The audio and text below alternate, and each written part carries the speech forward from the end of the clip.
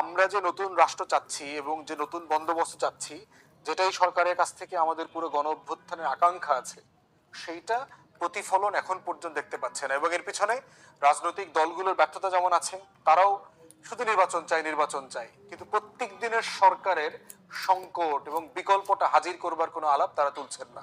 শুধু নির্বাচন চাই, অ্যাজ ইফ নির্বাচন হয়ে গেলে বাংলাদেশের সব সমস্যার সমাধান হয়ে যাবে। বাস্তবে তা তো না। নির্বাচিত সরকার তো এর আগে আমরা দেখেছি। এর মানে এটাও না যে আপনি নির্বাচন ছাড়া বছরের পর বছর ক্ষমতায় থাকবেন, তাও না। তাহলে হচ্ছে যে রাষ্ট্রেও আপনি সংস্কার চাইবেন, নির্বাচন চাইবেন, কিন্তু আপনার বর্তমান বিষয়গুলো নিয়েও তো কথা বলতে হবে। আর একটা বিষয় দেখেন যে টোটাল আমলাতন্ত্র কিভাবে বাংলাদেশ রাষ্ট্রকে খেয়ে ফেলেছে। এই রাষ্ট্রের সংকট এবং ফেইলিয়রের দুইটা উপাদান যদি ধরেন কারা দায়ী, তার ভিতরে বড় একটা অংশ হচ্ছে রাজনীতিবিদ, রাজনৈতিক দল, করাপ্ট পলিটিশিয়ান। দ্বিতীয় আরেকটা হলো আপনার আমলারা, সিভিল এবং মিলিটারি সবাই, সামরিক এবং বেসামরিক আমলারা। রাজনীতিবিদদের কিন্তু মামলা খাওয়া লাগে, জেলে যাওয়া লাগে, ফাঁসি হয়। আমলাদের দেখেন দুর্নীতির বিচারটা পর্যন্ত করা যায় না, এত কমপ্লিকেটেড করে রাখছে। সে চুরি করবে, গ্রেফতার করা যাবে না, কারণ গ্রেফতার করতে আবার অনুমতি নিতে হবে তার বসের।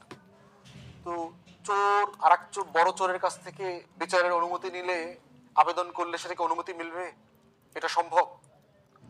এই পুরো মোদ্দা কথা হচ্ছে যে আমার রাষ্ট্রটা যে বদলানোর কথা, এই পুরাতন অ্যানালগ জমানার আমলাতন্ত্র দিয়ে এটা হবে না।